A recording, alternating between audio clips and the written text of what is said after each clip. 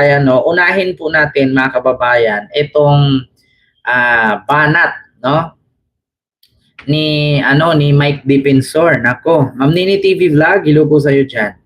Yung banat ni Mike Defensor mga kababayan kay Melvin Matibag na kung saan po mga kababayan ay sinabihan niyang bobo, huwag paniwalaan, tinawag na aso, at higit sa lahat pinagmumura pa niya. Nako, grabe no mga kababayan. Ganito talaga kapag guilty ang isang tao. Ito po mga kababayan, no, panoorin natin, pakinggan natin agad. Eto na. Eto ha, panood nyo naman, nakikita nyo naman siguro at naririnig, no? Eat this one thing to clear brain fog. May ads lang po ha. Umiinit ang World War sa pagitan ni NBI Director Melvin Matibag at former Congressman Mike Defensor sa harap yan ng nakatakdang pagsasampa ng kasong human trafficking laban sa dating kongresista bukas. Narito ang agenda reporting check. Patay, may kalalagyan.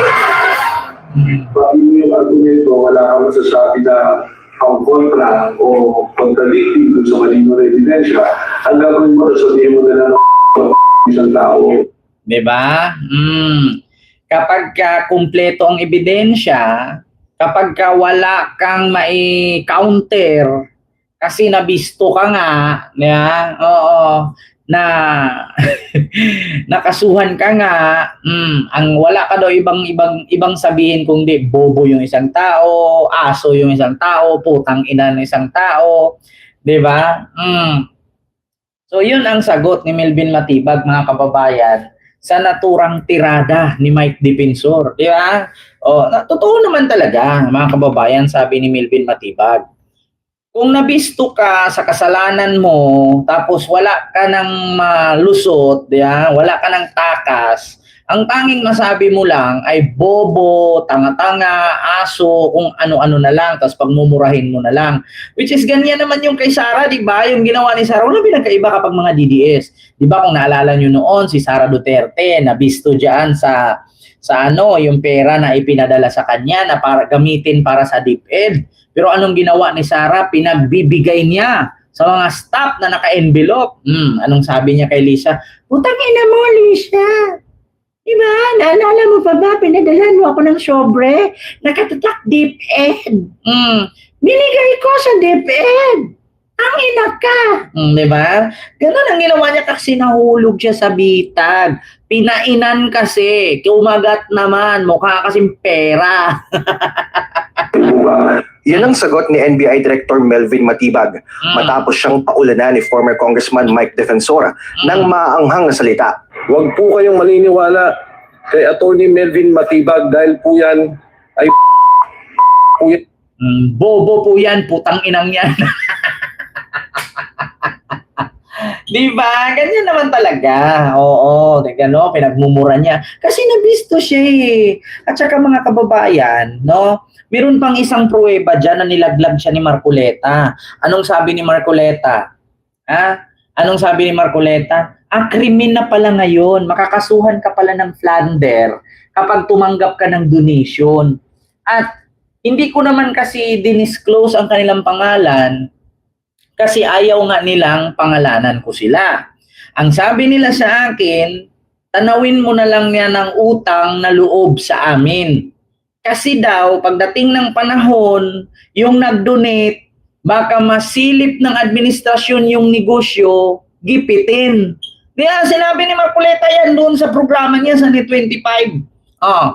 Krimen na pala ngayon ang tumanggap ng donasyon. Kasi, hindi ko pinangalanan yung mga taong nag-donate. Kasi ang sabi sa akin, tanawin mo na lang yan na utang na loob.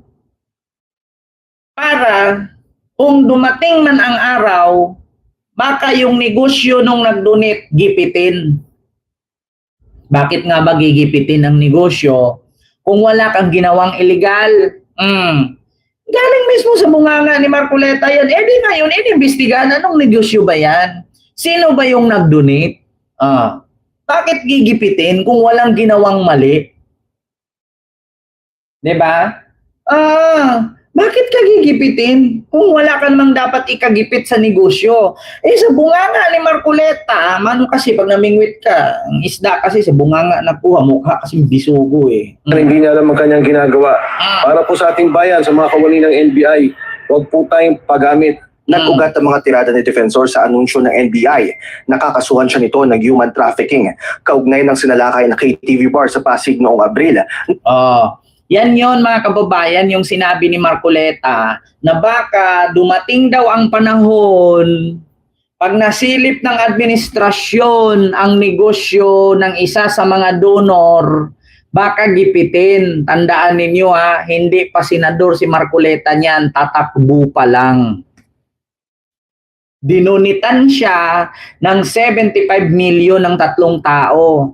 Yung isa daw sa donor, kaya sinabi sa kanyang tanawing mong utang na loob yan kasi someday, pagdating ng panahon, yung negosyo masilip ng administrasyon, gipitin. So bakit nga ba advance si Marcoleta? Bakit advance si Mike Defensor na ang negosyo gipitin?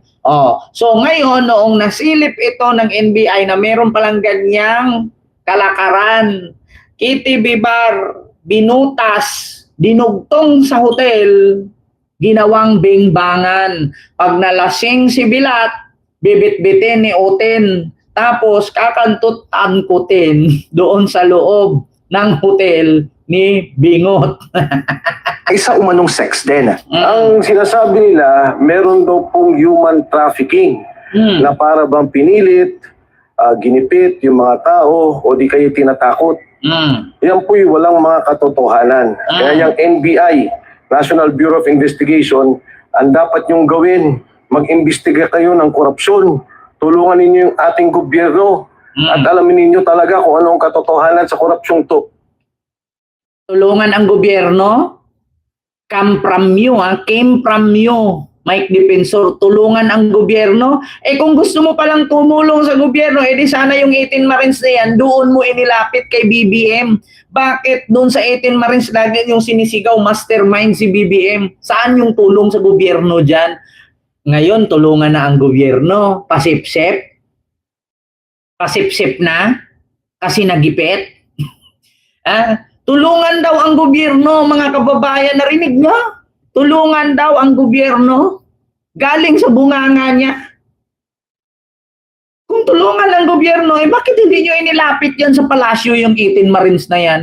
At bakit lagi nyong sinasabi, kayo ni Chavit, na mastermind si BBM? Baka nakalimutan mo, Mike Defensor, isa ka sa nag-endorso ng impeachment ni BBM na hindi tinanggap ni Jose Alvarez. Kaya sinali mo siya sa listahan ng maleta. Pinagluloko ninyo yung taong bayan. Kaysa ginagamit tayo sa politika. Pinalutang pa ni Defensor ang issue tungkol sa asawa ni Matibag na sangkot umano sa maanumalyang flood control project sa San Pedro, Laguna. Sagot naman ni Matibag, lahat ng alegasyon na iniimbestigahan ng NBI kung mayroong ebidensyang papasok. At pagdating sa kasong isasampa kay Defensor, kumpiyansang NBI sa lakas ng ebidensyang hawak nila matapos ang 2 buwang pag-iimbestiga. Kaya naman pala mabigat ang ebidensya. Kaya naman pala medyo mahigpit nga naman. Kaya nagngangal-ngal. Kahit anong drama gagawin nyo dyan, nasabihing bobo si Matibag, putang ina si Matibag. Kung ang ebidensya na makikita ng taong bayan na talagang sulit at mabigat, walang kwenta yung pagmumura mo. Harapin mo yan. Ilan sa mga ito ang pinakita ni Matibag sa media na magbibigay linaw sa naging working condition ng mga biktima na umano'y sexual exploitation. Bukas nakatakdang kasuhan si Defensor sa Pasig City Prosecutor's Office. Ano yon? May mga picture, Ano ba yon? Niimbestigahan ng NBI kung mayroong ebidensyang papasok. At pagdating sa kasong isasampa kay Defensor, kumpiyansang NBI sa lakas ng ebidensyang hawak nila matapos ang 2 buwang pag-iimbestiga. Ilan sa mga ito ang pinakita ni Matibag sa media na magbibigay linaw sa naging working condition ng mga biktima na umano'y sexual kita nyo, human trafficking victim exploit. The economic condition of exposed, unhealthy, and unanisita unsanitary working environment, bawal susuka dito, barado ngani. Kahit ganon, awa na lang. Thank you. O, kita nyo mga kababayan, may mga, nakita nyo may mga PT, pregnancy test, may mga condom. Tas saan nakakonect? Diretso doon sa hotel, yung pinto doon sa KTV bar. So, hindi naman sana makakasuhan ng ganyan. Ang problema kasi mga kababayan, yung pinto ng KTV bar, konektado dun sa hotel. Ang tanong ngayon, ano bang koneksyon ng KTV bar at hotel? Kung bakit ganun may pinto na diretso dun? Pangalawa, unang sabi ni Defensor, di ba ang sabi matagal na nilang hindi hawak yan? Di ba ang sabi ni Mike Defensor, matagal nang hindi kami ang nag-operate niyan. Tapos ngayon, magugulat ka dito sa video. Tingnan nyo yung video, di ba? Paki-comment mga kababayan kung nagkamali ba ako. Anong sabi ni Mike Defensor? Matagal na silang hindi humawak niyan. Tama ba ako o mali? Paki-comment, yes or no. Tama, yes, no, mali. Paki-comment. Ang sabi niya, matagal na silang hindi nag-ooperate niyan. Tapos makita-kita mo dito sa video, inamin niya, mga kababayan. Tingnan nyo ito ABS-CBN. Layo ko lang Okay, magandang hapon po sa inyong lahat. Nandito po ako sa may Cliff Point. Ito yung sinasabi ni Tangang Matibag na itong may pinakita pa silang mga engineering plan. Yan po ang Cliff Point. Yan yung aking opisina. Ayan Yan po ang Cliff Point. Yan ang aking opisina. Bakit ngayon inamin na niya na kanyang opisina? Di ba dati sabi niya hindi na siya nag-ooperate niyan? Bakit ngayon yan ang aking opisina? Ayan na tayo Ayan na, nabuking na. Na mga kababayan, inamin na yan po ang aking opisina. Di dapat sinabi niya, yan po ang opisina ko noon. Kasi di ba ang sabi niya, hindi kami ang may hawak niyan. Matagal na daw nilang hindi hinahawakan. Tapos ngayon, yan po ang aking opisina. Di inamin. Ito ulitin ko Na itong may pinakita pa silang mga engineering plan. Yan po ang Cliff Point. Yan yung aking opisina. Ayan, nakikita niyo may mga establishment. Nandiyan yung Korean restaurant, yung 7-Eleven. Andito po yung may studio dyan, may office sa taas. At ito yung sinasabi nila na sa Chicago, yan po yung buong complex. Itong Cliff Point na kanilang tinuturo. Alam nyo, itong NBI, hindi ko naman nilalata, and may simpatya at may respeto ko sa mga kawani ng ating NBI, talagang ginagamit pampolitika. Itong sinasabi nila na meron daw akong kinalaman dito sa human trafficking, ang basic na sinasabi nila dahil kami ang may-ari nitong establishment na ito ay involved na daw po kami. Inamin, dahil kami daw po ang may-ari ng establishment na ito ay involved na kami. So ibig sabihin namin, bakit doon sa report matagal nang hindi nila ino-operate? Pero bakit ngayon may pag-amin? Ano ba talaga? Akala ko ba nung unang pagka-read nito, ang sabi ni Mike Defensor sa mga media, hindi po kami ang may hawak niyan, matagal na pong hindi sa amin yan. Tapos ngayon, dahil kami daw po ang may-ari, ayan inamin Noong human trafficking. Una sa lahat, kailangan po natin linawin yan, yung human trafficking, napakasama pong kaso niyan. At syempre, ang gusto nila non-bailable. Alam nyo, sa Soler, meron po dyan KTV Club. Dyan po sa Shangri-La, dito sa may Shangri-La EDSA, maging dito sa City of Dreams, sa Resorts World, dahil po yan may mga KTV. Ang sinasabi nila, meron daw pong human trafficking. Lahat ng sinasabi mo, may mga KTV talaga.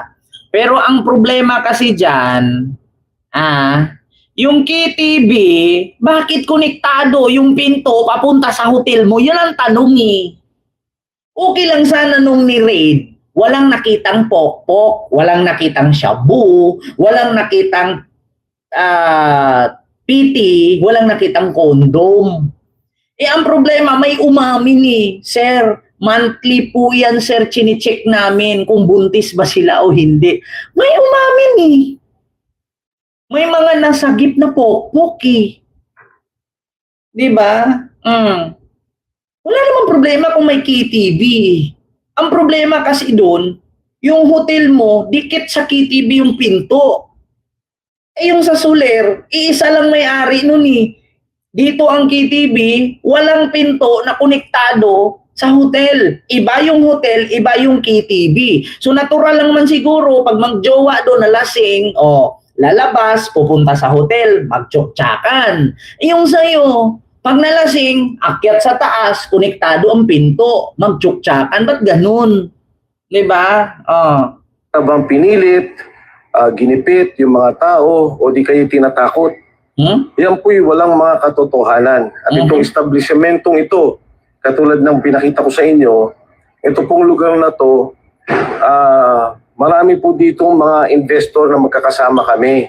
At kung si Matibag lang nang-imbestiga ng tama, marami daw investor, magkakasama kami. Ayan na naman. Inamin na naman. Maraming investor, magkakasama kami. Pero nung una, nung na-read yan, ang sabi, matagal na yang hindi namin hinahawakan. Pero ngayon, bakit magkakasama kami? Ayan na naman tayo. alaman niya na may mga kasama kami dito na ngayon ay cabinet secretary. At meron din pong isang investor dito na senador. Maraming ang nandito at maraming mag-witness na dito siya nagpupunta. Pangalawa, ang NBI dapat ginagamit sa tama. Hello po. Yan pong mga korupsyon, yan ang dapat imbestigahan. Eh paano magkakaroon ng investigasyon na tama na hinihingi ng taong bayan kung ang asawa mismo ni Attorney Melvin Matibag, na akala mo kung sino, Bureau Director lamang, akala mo kung sino na siya magsalita maging sa mga senador, ito po mga kalaban nila sa politika. Mahirap kasi puro kwento eh. Kung meron palang alam na sangkot sa korupsyon ng asawa, hindi manda. Kasuhan niya yung asawa. Kwento na naman, tapos sasabihin, magugulat ka niyan, flood control na. Tignan ninyo, ilang araw sangkot sa maleta na yan. Maniwala kayo sa akin mga kababayan. Ilang araw, yung asawa ni Mike Defensor, sangkot na naman niya, ay ni Matibag, sangkot sa maleta yan. Maniwala kayo sa akin. Nasa listahan na naman ng maleta yan. Postahan tayo mga kababayan. Magugulat tayo, nasa maleta issue yan. Kasali sa listahan ng maleta yan. Mga kababayan. So, yun lang yun mga kababayan. Alam niyo naman, napanood niyo naman yan. Ako, magugulat na lang tayo, asawa ni Matibag, kasali sa listahan ng maleta. O, ito yung sunod. Mga kababayan, Diyos ko, natatawa ako mag-isip eh. Nasa maleta na naman yan.